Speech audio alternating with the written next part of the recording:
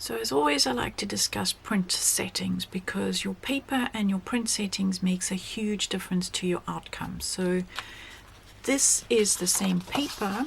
It is my matte photo paper by Koala, and this is on the matte premium paper setting, and this is on the glossy photo setting. And this is a lot darker, and in my opinion I'm losing a lot of the detail, but it depends on the look you are going for. So when I'm printing mine, I'm going for this look here. Now this is just photo, same paper, so this is my matte photo paper, and this is my aquarelle or watercolor cardstock. It is 300 GSM thick. And what I did here is, this is on the matte photo setting or matte paper premium setting. This is the same, so you can see it just on, so this is the identical setting. You can see how much lighter it is on this paper. This is the same paper, but I put it on plain paper setting, so I get kind of an in between. So you really do have to play around and see what print settings suit you and your project and what you prefer. So what do you do if you want to print a really big sheet? So when you go into your document, I'm going to scroll down to this paper design, not the bigger one, I want the smaller one. I'm going to go up to print, and I want current page, or you could just say page 2. Then I don't want actual size, I want fit, and I want to go up to properties. I'm going to set my paper source to the rear paper feeder. I'm going to set my paper size to A3, which is double A4, and I know for this design I want it on the matte because I want the lighter version. The photo glossy paper is going to give me too dark an image, so I'm going to select that. I'm going to say borderless, and I'm going to set it to the medium setting on auto expand. And I'm going to say OK. So now what we're going to have is a really large printout, and I'm going to want 2 of them. So I'm going to hit 2 copies, and I'm going to go to print. So there are 2 different scoring board styles out there. One that folds like this, that you can open up, and you can lock it at the back, which I'm not going to do right now. But 0 is on this side to 12 inches on that side. The other one is this one, which is the Martha Stewart one, with the 0 on the left and the 12 inches on the right. The way I'm going to show you how to fold this box, it doesn't matter which one of these you have, because we're going to score, fold, and then do the next measurement. So if you score on this side, fold, and then do the next measurement, it actually doesn't matter. So having printed my 2 A3 sheets, I'm going to work on the back, and I'm going to follow the PDF that is below this video, and I'm going to start with the box base. So I'm going to score 3 3/4. So I'm going to go to my 3 3/4, and I'm going to score as far as I can down the scoreboard. Okay, in fact I fell off the scoreboard. I'm then going to fold it. So because we have enough of a score there, you can just keep scoring. So now I'm going to bump it right up against that edge, and I'm going to score at 4 inches all the way down, and we're going to fold. So just make sure that your paper lines up at the top, and then fold. Now we're going to do the same thing, bump it up against that edge, and we're going to score. Oh, I'm going to have to just turn it straight so that we are straight. It's just because I'm right-handed, so I like this one because I can hold here, whereas the one where I'm scoring the other way, well, it's just, it works for some people, it just isn't my favorite. It's my great one for traveling because it fits in my bag. So now we're going to score on the 3 3/4 again, and that is simply because we are going to be cutting this little teeny tiny strip off. Okay, then I'm going to turn my paper and I am going to score again at 3 3/4. Now it doesn't matter that I haven't cut this off, you can cut that off first or later, it's up to you, but I prefer to get all my scoring done. So we're going to score at 3 3/4 and fold. Make sure you straight with the edge of your paper, bump it up to that edge again. Now we are going to do 6 inches.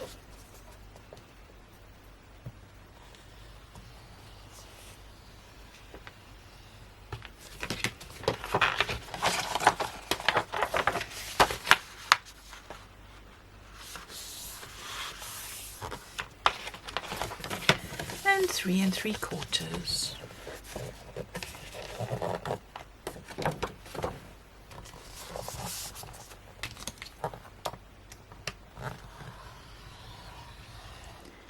Now that's the bit we're going to cut off, so I'm just going to take, maybe I should take a pencil, and we're going to cut that off.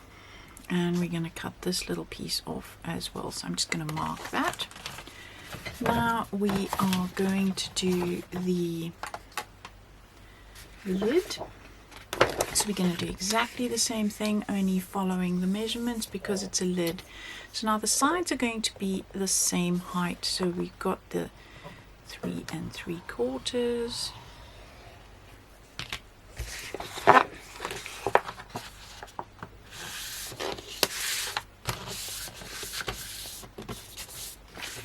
Now we need it ever so slightly bigger than the base so that it will fit over the top. So we're going to add 1/4 inch. So we are on 4 1/4.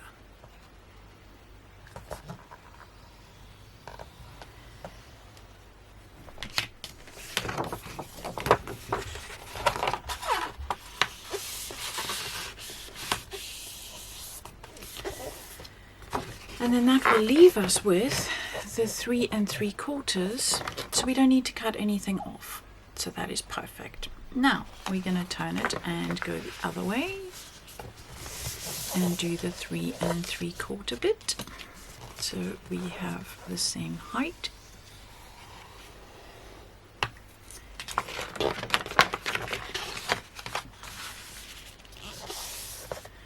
Now we're going to go with the extra 1/4 again, so it will be 6 1/4.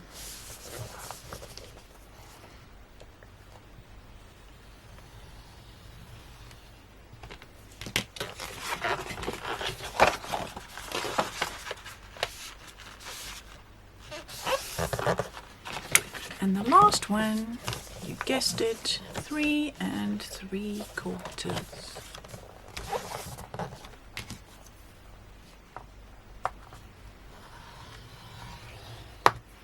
And we're going to mark this because this is what we're going to take off.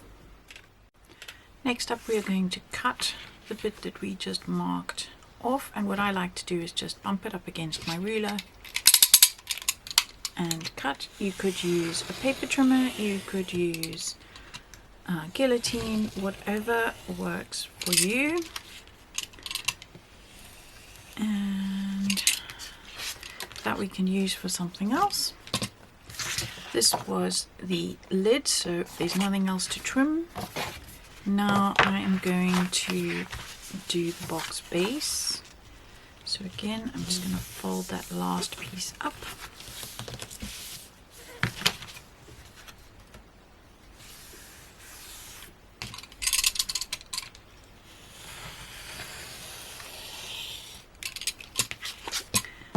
And over here we have this piece to cut off. So again, I'm just going to fold it up because it's easier to see.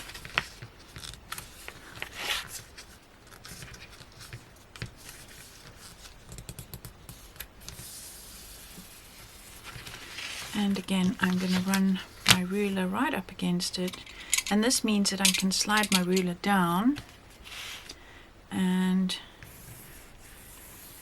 keep myself straight. I'm going to go to about halfway, and I'm going to slide my ruler down, keep it in line with this bit.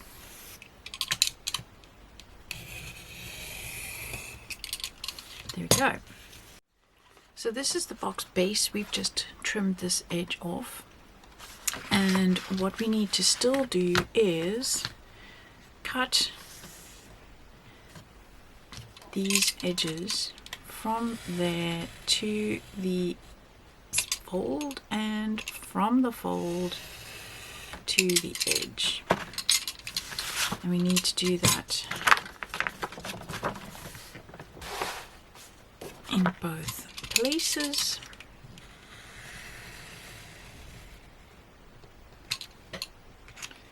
I know it's hard for you to see, but if you are worried about cutting in too far, you can just make yourself a little pencil mark on that fold there. Right, this is ready to be glued together. I'm going to pop it on one side and bring back my lid. So now we do the same thing.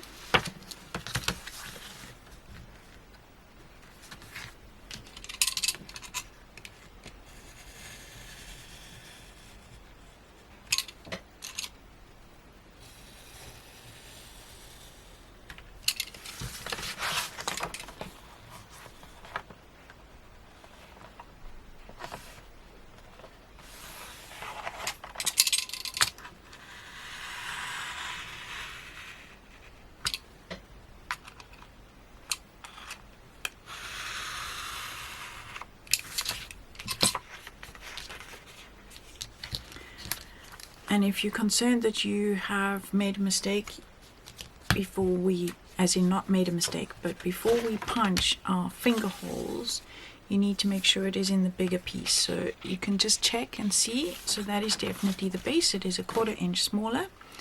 And what I've got is my 1.5 inch punch. You can use whichever punch you prefer. But I'm going to make myself little finger slots over there, and to do that, I've actually marked my punch where I like to do my finger slots, whether it is for pockets or for something like this. So I go up to that line, I eyeball the middle of the box between there and there, and punch myself a little finger slot. So we do that on the other side, and just bend it up so I can see where my middle is, and punch. If it's not perfect, it's not the end of the world. Now it's time to glue this together. Using your favorite craft glue, all you're going to do is fold these two sides in, making sure that we are straight, and just pop some glue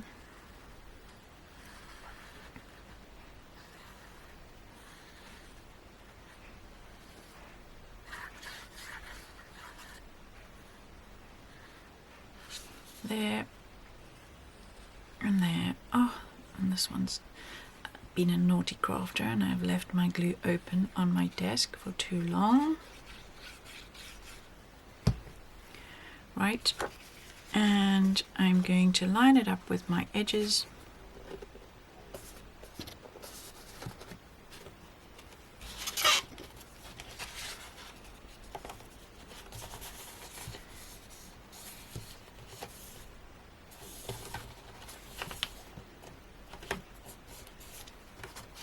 Do the same on this side. Let's try that again with a clear nozzle. So let's just make sure that that is straight. Yes. And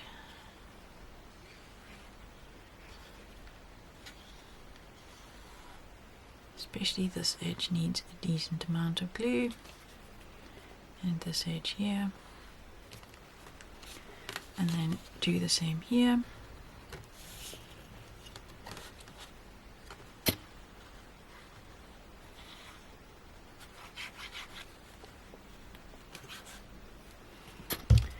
And fold that up, line it up with this outside edge,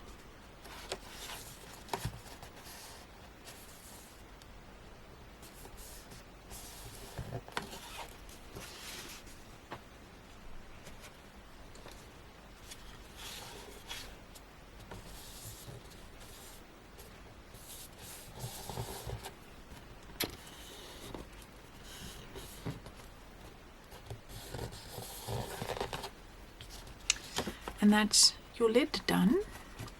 We're going to do the same for the base.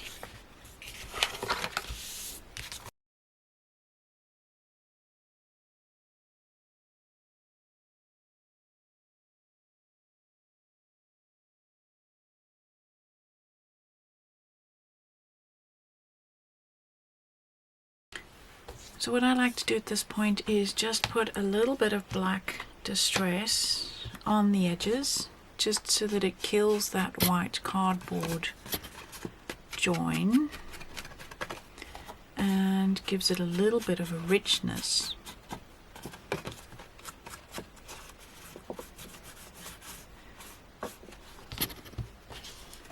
And then you can pop your gift with some nice pretty tissue paper or whatever you want, or you can wrap your gift before putting it in the box.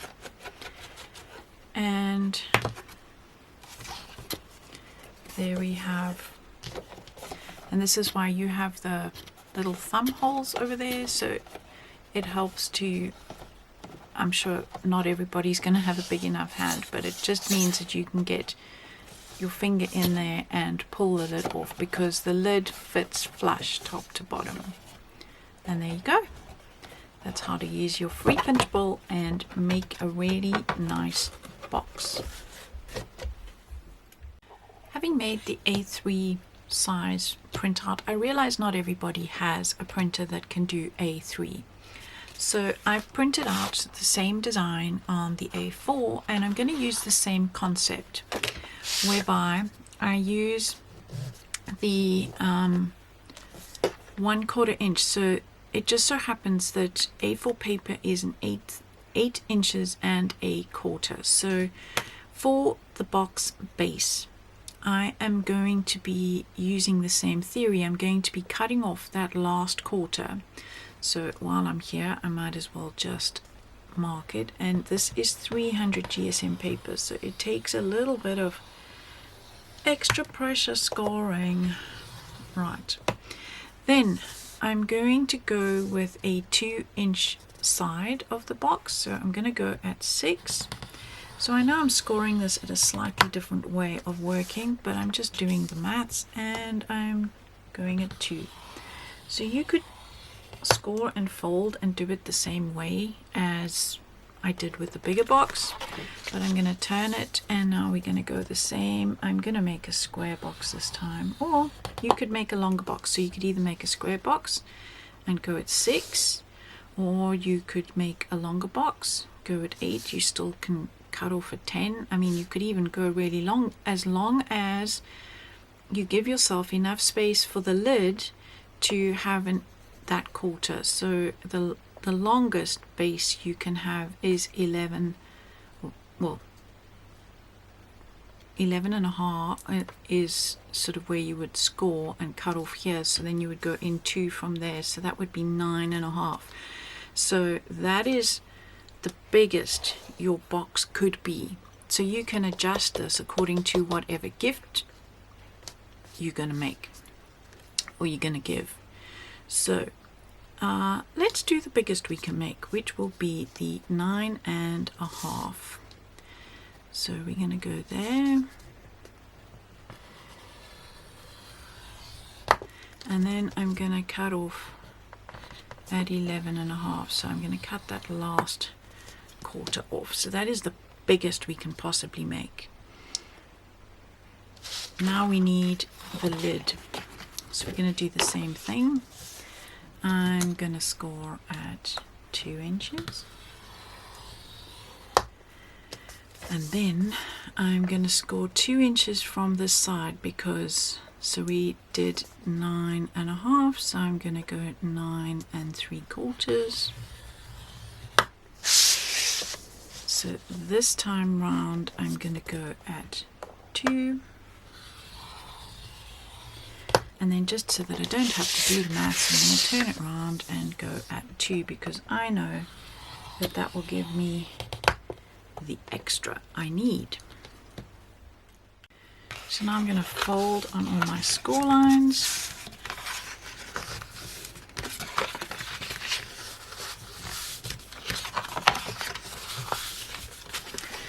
And that one, as well as that one.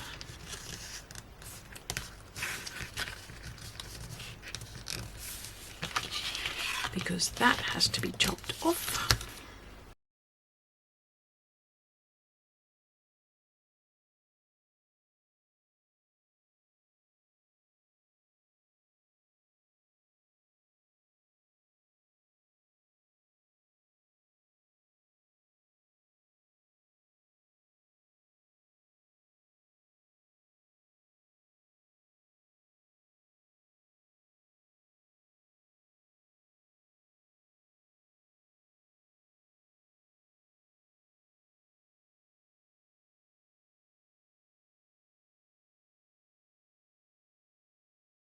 And now again, I'm just going to take my black distress. You can choose blue if you so wish, but the black just works for me. If you want to, you can also sort of demarcate the thumb holes so they stand out a little bit against the box.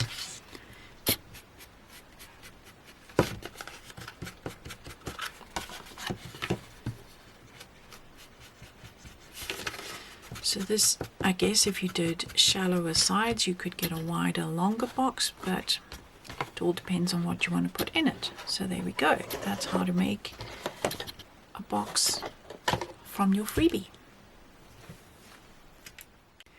So here we have my 2 different boxes printed on different paper.